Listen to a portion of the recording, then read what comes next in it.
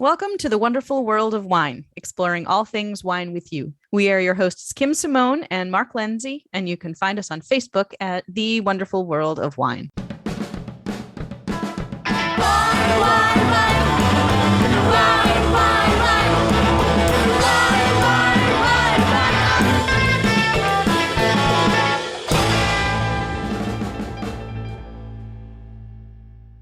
Hello, everyone, and welcome to this week's episode of The Wonderful World of Wine. I am Kim Simone, and I'm here with my co-host, Mark Lindsay.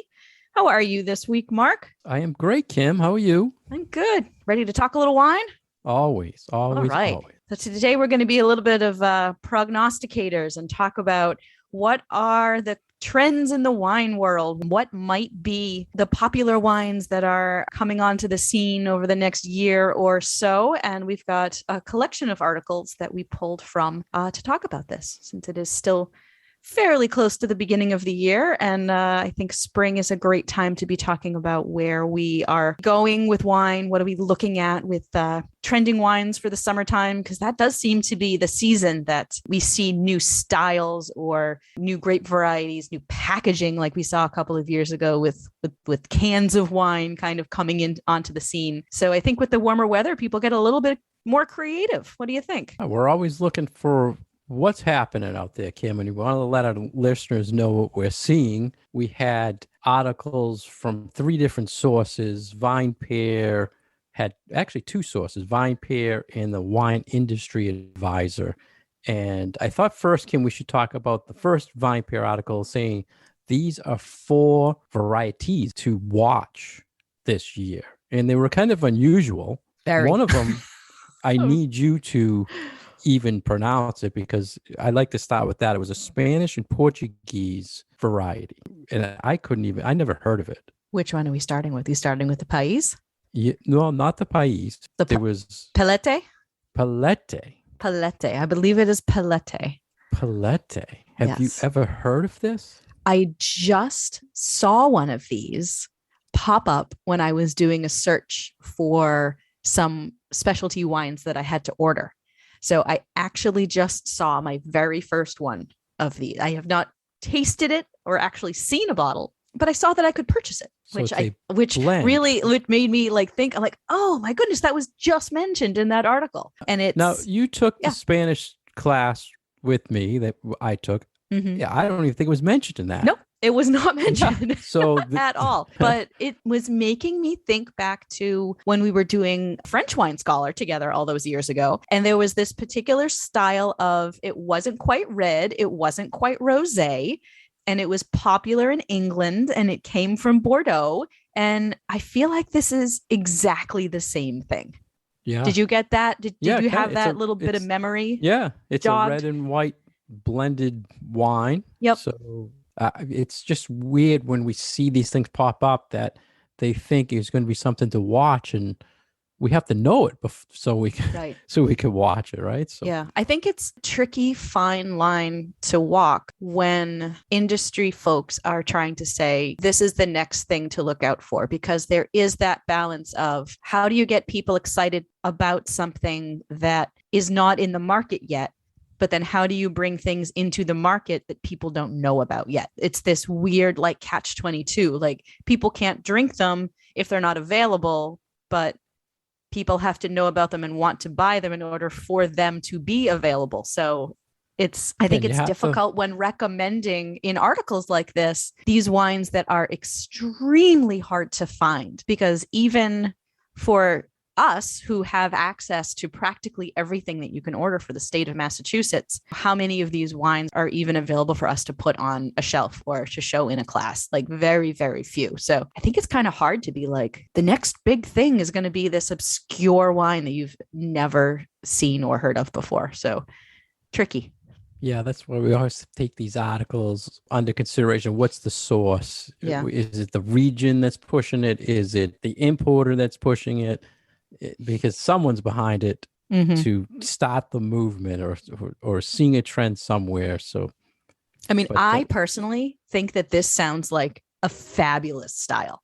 that I would absolutely love to drink. So they're saying in this article that it's unusual because it's red grapes and white grapes fermented together. And you really don't often see that. There are only a handful of rosés that are even made that way. And then sometimes there are red wines that are like 97% Syrah or whatnot, speaking specifically for the Northern Rhone, and just like 2 or 3% of white. So finding a wine that actually is you can call it a dark rosé or a light red, where it's literally made by like probably half and half of red and white. It's very unusual. And I think that for something that could be trending, rosé is still crazy popular. And I think for consumers who are looking for something that is a little bit maybe lighter in alcohol, something fun, something different like this, but also familiar. So kind of bridging that gap between a light red and a rosé. I think that if this was something that was out there in the market and available for somebody to pick up a bottle of, I actually think it would be pretty popular. Yeah, but we have to see it. It has to be on a shelf. Right. And you started talking about the Chilean grape that they mentioned. Yep. So Pius. You say Pius? I say Pais. Pais? Pais. Oh, you say it correctly. Pais. I think I say it correctly. But it's also known as the mission grape, which if anybody knows anything about how wine making and grape growing started in California, where the monks came up through Mexico and then planted their grapevines in order to have wine for the church without having to bring it over from Spain anymore. This was the grape variety that they were planting. And we don't see much of it anymore in California or in North America, but apparently they grow a lot of it in Chile. I've actually had a couple of them. It's been a few years since I had them. I want to say it was maybe like 4 years ago since I tasted this grape variety. And it was a little rustic, it was a little funky. So maybe they have gotten better, and I can always be convinced. So if somebody wants to show me a bottle of Mission / Pais, I would happily take a taste of it. I've always stocked one, and I keep it actually in my Pinot Noir section, because to me, it's the body of a Pinot Noir, but it has a spice note to it. Okay. That sets it off from Pinot Noir. So like what kind of a spice note? It's more of like a pepper spice. Okay. So like if people liked Shiraz, they might like this? Yeah, but a light body. Okay. It's almost translucent colors. This has been around for a while. And once again, not many are around, but this one from Chile that I've stocked, I like it. That's why I brought it in. And I didn't know it was trending, but I'm setting the precedent now you know. here. Yeah. And then they mentioned Nebbiolo from the Langhe region in Italy. Our listeners are probably familiar with Barolo and Barbaresco, which are Nebbiolos that are aged a lot longer, but there's a lot of values out there in Italy from this Langhe region where it doesn't age it as long.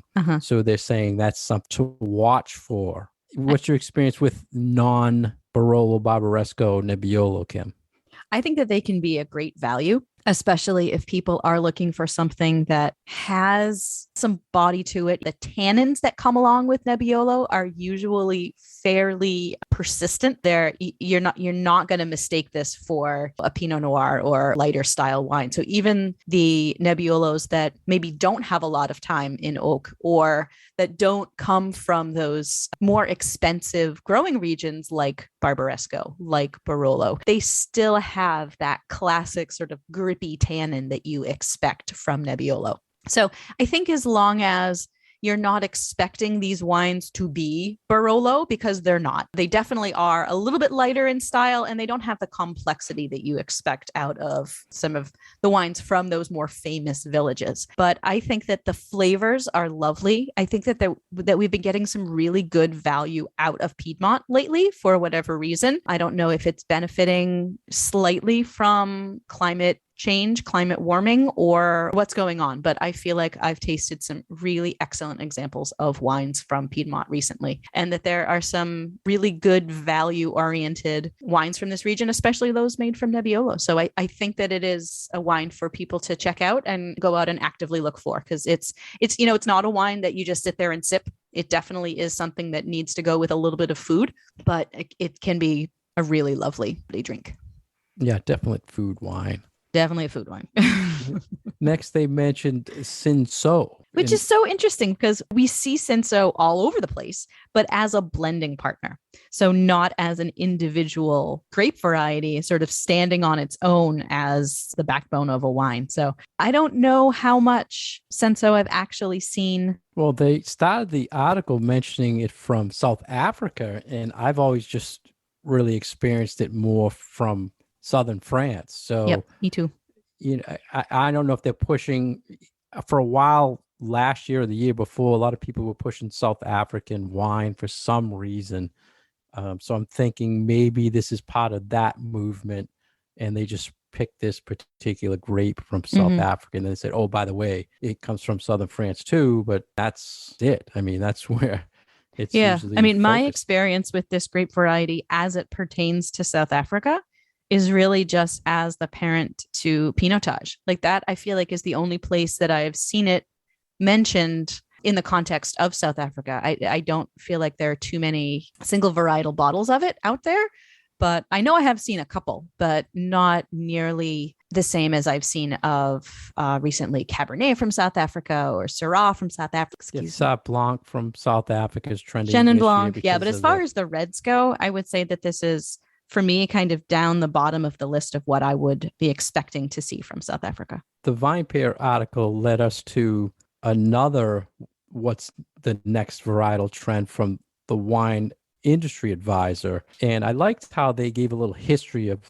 trends in wine. And they were saying in the 80s and 90s, it was all about white zin. In the 2010s, it was about sweet red blends.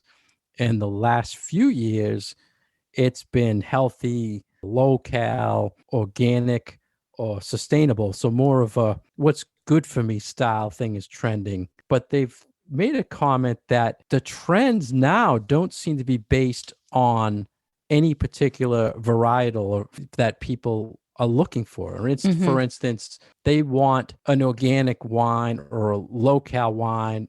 They don't necessarily care what the grape is. Okay, show me the low cal stuff or show me the organic stuff. Oh, okay, there's cab, there's shot, and then pick what they want. So it was interesting to me how the trend, and I think we talked about this before, where people don't really care about the grape as much anymore. Yeah, I thought this was a very interesting take. I did have a little bit of an argument with the beginning of the article about sweet wines and that sweet wines are going away. I don't think that is the case. I think that there is always going to be a place for those beginner sweet wines like White Zinfandel, like Moscato, and that it's not that those wines go away. It's that the style remains, but the wine itself is different. So I think that can highlight, like that idea sort of can highlight this idea also of people moving away from that it's the variety and more thinking about what does it stand for. So do you think of that trend of lighter, sweeter wines like the White Zinfandels, like Moscatos, like whatever the next thing is going to be for wine that is simple and easy to drink and has a little bit of sweetness and that maybe people will use as sort of their gateway wine. I think it's interesting that if we think of it that way, that, oh, instead of thinking it's about the grape or it's about where the wine is from, that it's more about, oh, it's about the style, then we can think of that trend of people looking for wines that maybe have more of a health consciousness to their marketing, that almost can be considered a style as well. Even though it's a marketing style, and not necessarily a flavor or a texture style, I think that thinking about them in a similar light makes more sense of the trends. Yeah, and that same thing happened to me. The light bulb kind of went off when I'm reading it. I'm saying people don't care about that. But then they mentioned how if you look at the growth in rosés, and you mentioned sweet wines, and you think about the sparkling, people, when they buy a rosé, they're not really asking you, I want a Pinot Noir rosé. And most of the time, the rosés, you don't even know what's in that rosé, right? And the same with sparkling. People... There's a big trend we were saying earlier this year about Prosecco Rosé. People probably don't even know what's the grape in the Prosecco Rosé, right? I mean, so I can see that also with sweet wines. They want something sweet. I don't care if it's Moscato, White Zin. I want something sweet. So exactly, it all kind of made sense to me where this is going. You have a light bulb moment.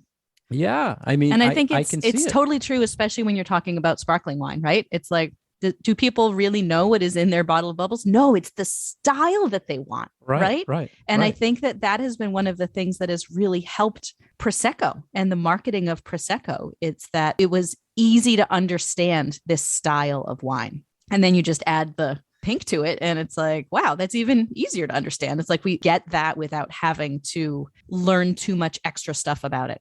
And on your style thing, Kim, one of the questions I want to ask you is if is this trend going to change how retailers position products or how wine lists are made? And then I was thinking back when I first saw retailers that instead of putting Cabernet or France, they were putting bold Mm-hmm. or light or crisp, and then put wines that met that Yep. profile. I feel like I've Now I'm seen thinking many restaurant wine lists that already do this, that by group by style. that group the wines by style. We'll still give all of the Yeah. information about the wine, but that there will be a style component to how the wine list is arranged. So do you think they did that because they saw this trend coming, or that it made more sense to their customers? I think because it makes sense, Yeah. frankly. I It mean, if does I'm make going to it does. do a wine tasting and I'm going to range the wines from lightest to heaviest, because it makes sense when you're tasting stuff, I think it also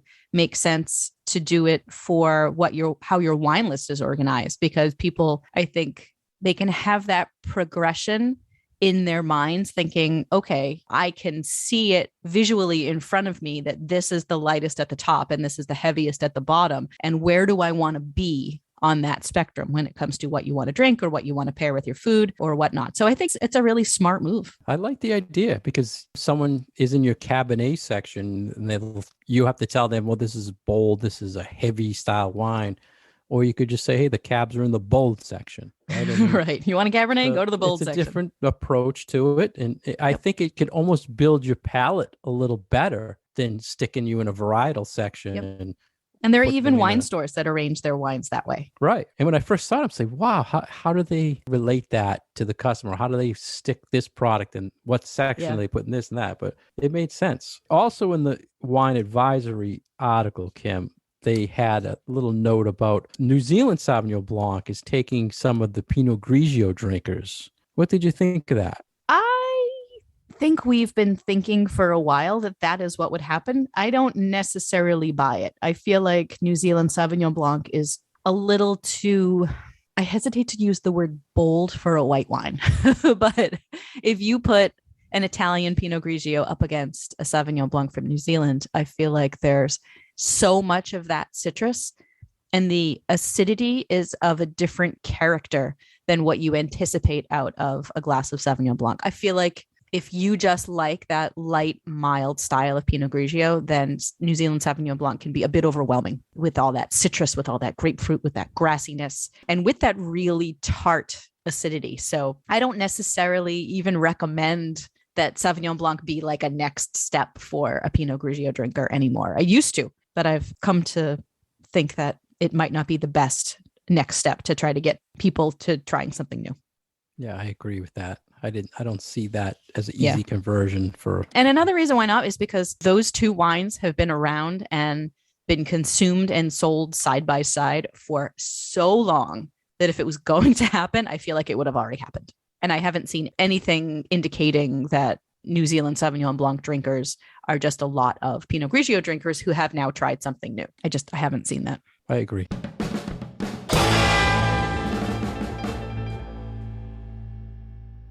You're listening to The Wonderful World of Wine, and we are your hosts, Mark Lindsay and Kim Simone, exploring all things wine with you. If you'd like more information about Kim, please go to her website at commonwealthwineschool.com. If you'd like more information about myself, please go to franklinliquors.com. We're here every week on Franklin Radio, WFPR 102.9 FM. You can find our past episodes on SoundCloud and iTunes. If you have any questions or comments, you can find us on Facebook at The Wonderful World of Wine. Today we're talking about trends in wine. We've gone through an article in VinePair, and we've gone through an article in Wine Industry Advisor, and now another VinePair article we want to talk about is they followed trends using Reddit. Do you use Reddit at all, Kim? I tried many years ago. I think I should try it again because I feel like it's a forum that really allows for a lot of interesting conversation and ideas to be passed around. Yeah, I downloaded the app and I follow trends, but I don't know really a good search feature or how you would utilize the search as much. But I guess VinePair did, and they were looking at terms that are kind of trending in the wine world. And a couple things I liked about it, a couple things I thought were unusual. And there are a couple of things that were just like jokey and snarky too. Yeah. But I think they picked up like one of the things they said could possibly trend that I thought at first when I saw it was a joke. They're saying branding partners are going to put out things together more. So the example was Barefoot Wines came out with an Oreo flavored wine. And when I saw it at first, I thought it was a joke, but April Fool's Day joke. Yeah, but it quickly sold out. But I can see that, and I've seen in the past where you're Mr. Cookies and Wine, right? No, but big brands partnering up with another big brand is not been uncommon, but to make the flavor is kind of unusual. And I'm hoping a lot of that doesn't really trend, but I've seen like Precept Wines, they had the box wine with Cheez-Its, a box of Cheez-Its with the box of wine. That is exactly what I thought when I read this one. I'm like, oh, it's the Cheez-Its. Yeah, no, but that to me, that's okay. But to make it, if you make Cheez-It flavored wine, now we're talking, I don't want to see that trend. But I guess that's where a lot of the jokey, I think, Reddit comments came about this one was something like, what was one of them? It was like, like chocolate chip cookies and Albarino or something like that, which was funny. I'm like, oh, let's not go there. But I could see companies wanting to partner up to promote together, especially a brand like that. I mean, Barefoot, popular, right? Oreo, popular. They also mentioned Lambrusco was popping up a lot. And this is something I wish would kick back in. I know. We keep trying. I feel like Lambrusco, just like Beaujolais, is often on these lists of, any time now, this is going to be the trending wine. And it hasn't happened yet. I would love to see more of an interest in Lambrusco because it's so yummy and it's been a really hard thing to get people interested in, unfortunately. I think the way Lambrusco was introduced into the country with the Riunite stuff, it's not really what they want to promote right now. I mean, there's so many different styles of Lambrusco that are just great food wines. What about half bottles? I think Riunite did them a disservice all those years ago, unfortunately. What about half bottles, Kim? They're saying half bottles are going to make a return. I frankly would love to see more half bottles in the market. I think it makes sense for the way that people drink, especially if you're maybe trying to reduce your wine consumption and two of you can have one little half bottle of wine. I would love that, especially now that we're seeing people being more comfortable with the size of a can of wine, which is usually a smaller format anyway, building off of alternative and kind of going back towards traditional packaging, but then moving towards that smaller size, I think could be something that could be very, very valuable in the market. But we really don't see too many half bottles right now. And we're always told that it costs more per unit to make a half bottle of wine because you either need new packaging, a new bottling line, or you need to like stop your regular bottling line and put in the half bottles and blah, blah, blah, blah. So that's always why we're told that half bottles don't cost half of a bottle of a 750, that they end up being like 3/4 of a bottle. So I feel like if the pricing could work out a little bit better and that the price of a half bottle of wine was closer to what it should be, then I think that there would be much more interest for it in the market. Yeah, I'm thinking maybe the can movement or the smaller packaging is kind of pushing people back to maybe the 375 size bottles now, because all the other smaller packages are trending a little bit, but it's really offered for me to put them on my shelf, and it's kind of a shelf nightmare too. Yeah, but it is good for consumption and trying to cut back and keeping the wine fresh. What else on the list did you see from the Reddit trends? That there was a few sparkling things on there. They're saying Cava should be coming back, and Yeah. sparkling I rosés. I would like to see Kava coming back. Frankly, I think one of the issues with Kava these days has been some supply chain issues. So I think as long as availability is there, I would like to see more of an interest in Kava. I know whenever I pour Kava for classes, people are always really excited by it for good reason. It's usually very well made, delicious wine from all over Spain. So it's not even just one particular region of Spain. But one of the ones that I did notice was the downturn in skin contact whites, which I really do think that that style of wine was just sort of a flash in the pan trend. Meaning orange wines. Orange wine. Yep. It's not going to trend any longer. That it's maybe had its day in the Right. sun and now is Yeah. going to. Yeah, I don't Except think for it ever some, really- specialty wines. I really can't ever see that style of wine becoming incredibly mainstream. Like we've seen rosé go mainstream, like we've seen prosecco go mainstream. I think it's just too funky for non-geeky wine people. I guess I hate Yeah. to say it that way, but it's not even really a style of wine that I like to drink. I think it has a market, but I don't think that market is ever going to be mainstream market. Yeah, I don't think it ever took off. It was funny. The other day I saw. Did you ever hear of alcohol liquor product called Buzz Balls? No. They're like these little individual serving. Like they have a strawberry, a lime, a chocolate, but the base for these Buzz Balls is orange wine. It says that right on the label. Really? The base is orange wine. It's not rum or vodka or tequila. How unusual. And I'm like, wow, orange wine's making a comeback because it's in Buzz Balls. What about the comment they made, Kim? More good box wines are going to trend. I think that is going to happen. Would you? I think that's going to happen. see now- I'm hoping. And to kind of go hand in hand with that, they talked about screw caps too, and that more and more wines that are meant for immediate consumption and not for aging, whether they be whites or reds or rosés, being bottled under screw cap. And I think that has been a trend and will continue to. It's almost not a trend anymore. Like I almost wouldn't even lump that into, oh, this is a trend. That it's a reality. It's not really a trend. It's happened. It has trended.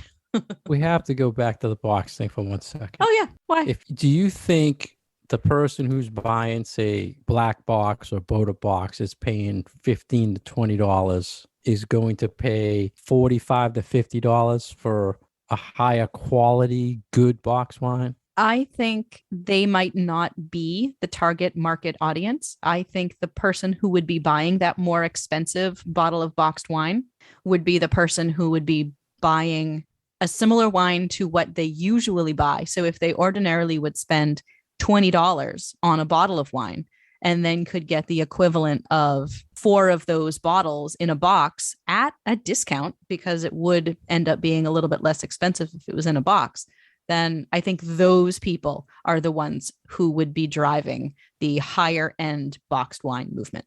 So you think above $20 bottle person? Yes, is if where they you- know okay. that what they are getting in that box It's the is same a value. thing, but bulk. Yeah, a value off Yeah. of what they would ordinarily be drinking. Same quality as what they would get in a bottle, but just a different formatting. And then, because you're getting it, don't have to pay for all the glass and all that. You're actually getting it at a little bit less expensive.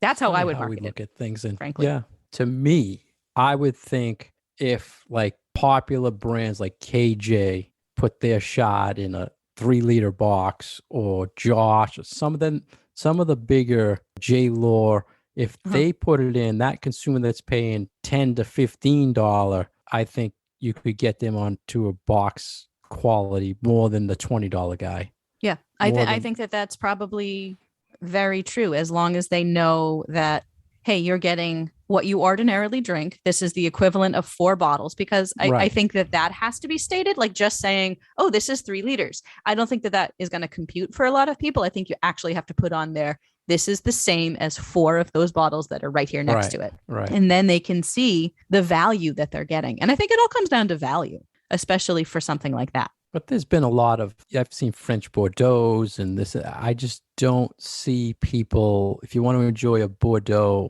I don't see them. All of the French Bordeaux that I've had in boxes, frankly, I haven't liked very much. Really? Yeah. And there's something it was a couple of years ago now, but yeah.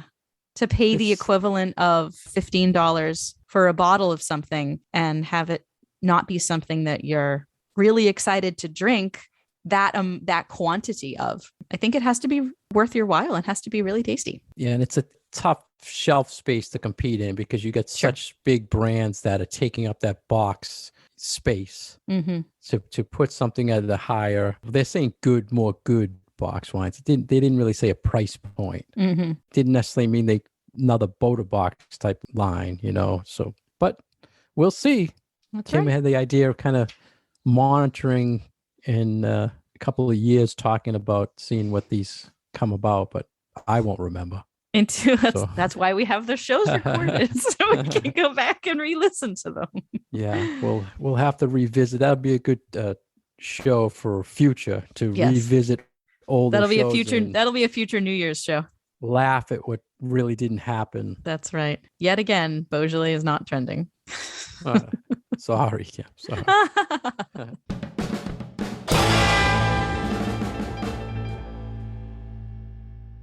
Thank you for joining us today on The Wonderful World of Wine. We've been your hosts, Mark Lindsay and Kim Simone, exploring all things wine with you. You can find us on Facebook at The Wonderful World of Wine. We'd like any questions or comments you may have. To find Kim, you can get her on CommonwealthWineschool.com. For myself, on FranklinLiquors.com. We're here every week on Franklin Radio, WFPR 102.9 FM, and we'll see you again next week. Cheers.